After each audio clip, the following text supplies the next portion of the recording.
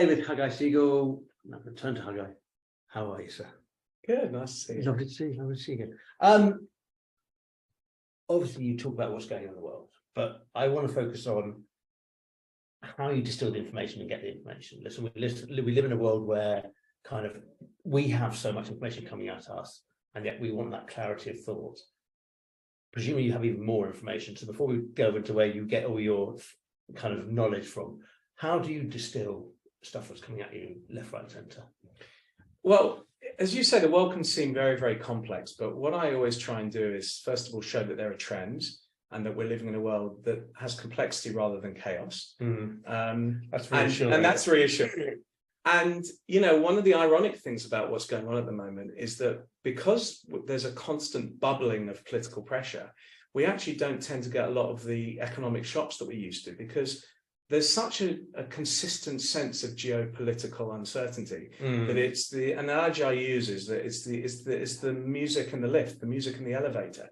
We're just used to hearing it going on so much. So what this actually means is that a lot of the geopolitical events that happen tend to not play out on things like oil price or market shocks like it used to. And what's actually quite good about that is that the increasingly complex nature of global geopolitics has actually not resulted in a chaotic effect on global institutions, be they political or economic. So we get small ups and downs, but the upward trend generally continues.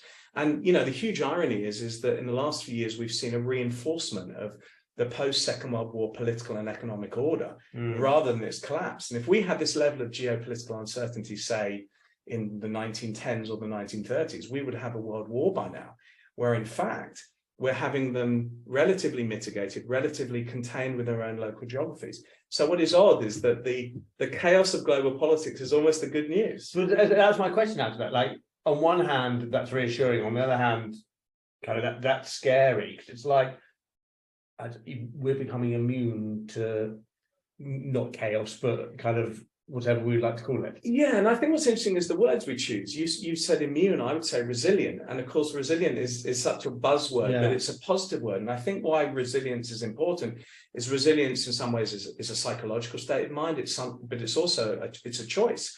And resilience often involves knowledge and preparation. So what I also think is valuable about what I can do and why often industries who don't necessarily look at my subjects, but realize they want to hear from me occasionally, is that even just a presentation or two that just says to people, here's a conversation that you can have, here's a discussion, here's something you can integrate into the way in which you think as an organization, which just develops a little bit of literacy about the topics that are pertinent to what you do.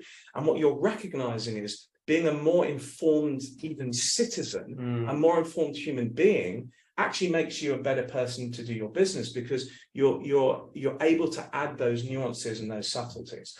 So in kind of, for Hagai himself, for you yourself, kind of whereby actually what we used to be shocked by and used to be impacted by has dulled down, kind of because we're more resilient.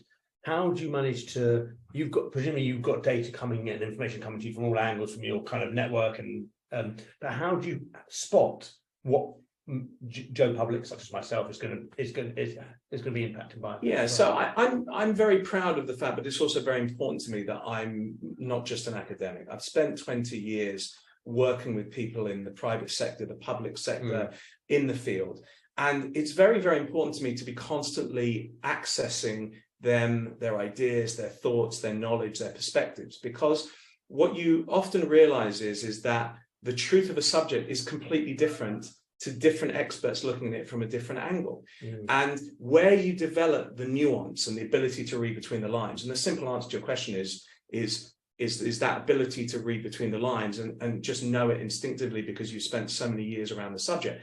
But that nuance is always brought by constantly interacting with those kind of individuals. And it's amazing what happens when on something that's happened in the news, you speak to somebody from a bank in Brazil, but then you speak to somebody who's a former intelligence agent from the United States of America, and a 10-minute conversation with each, the same topic never gets raised once. Yes. They're having totally different conversation, and they're totally relevant. But then what I'm able to do is add to my own work, my own research, my own analysis, their perspectives, their viewpoints. And what you're able to get there is this very interesting subtlety, but also it's about priority. Why is it that people look at it in a certain way?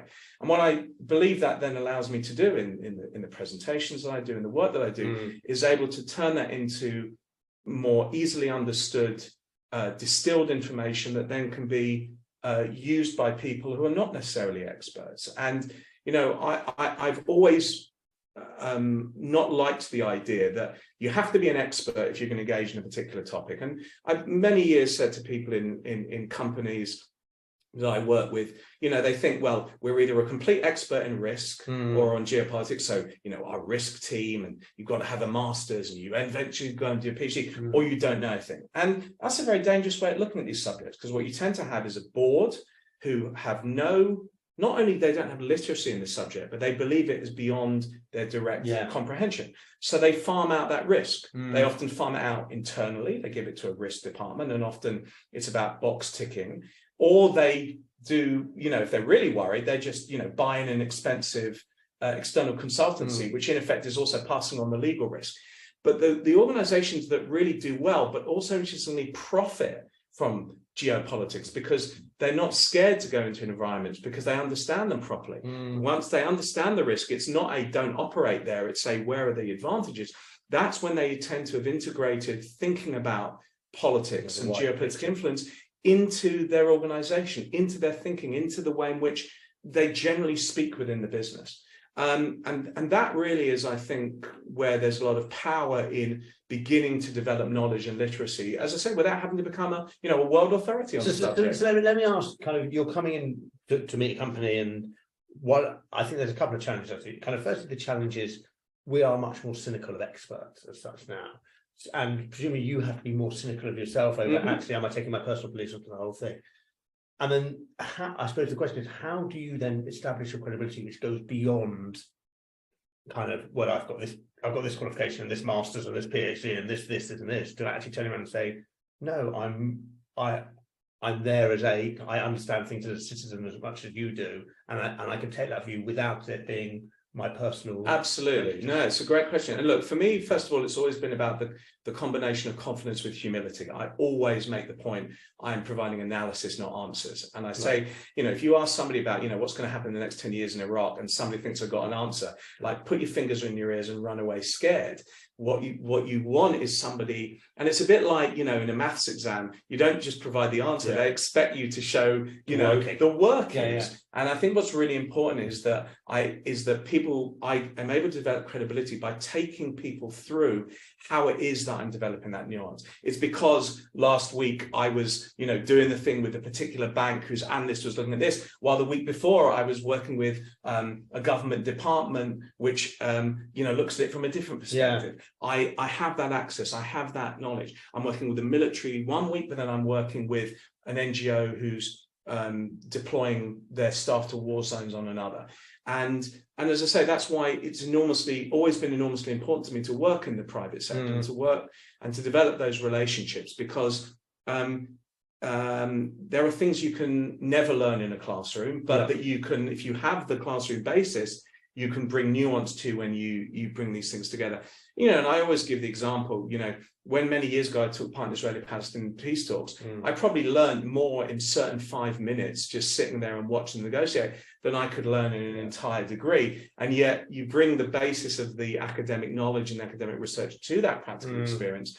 And that's why I have the confidence to give the analysis that I do, not the answers, the analysis. So look, let me ask one semi-frivolous question, but at the end, just kind of, if the attitude always has been like, a little knowledge is dangerous.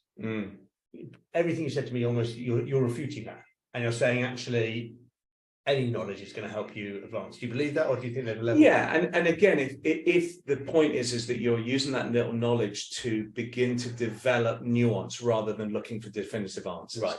I think in any, there's an old joke about a guy gets a headache and can't bother to the doctor, so his friend's got a headache and he goes to the doctor, and then he calls him up the next day and the guy's died. So he runs to the doctor, he spends thousands of pounds getting checked out, he's fine, he's really annoyed. He phones up the guy's mum and she says, oh yeah, he got hit by a truck and he didn't suffer. It's got nothing to do with a headache.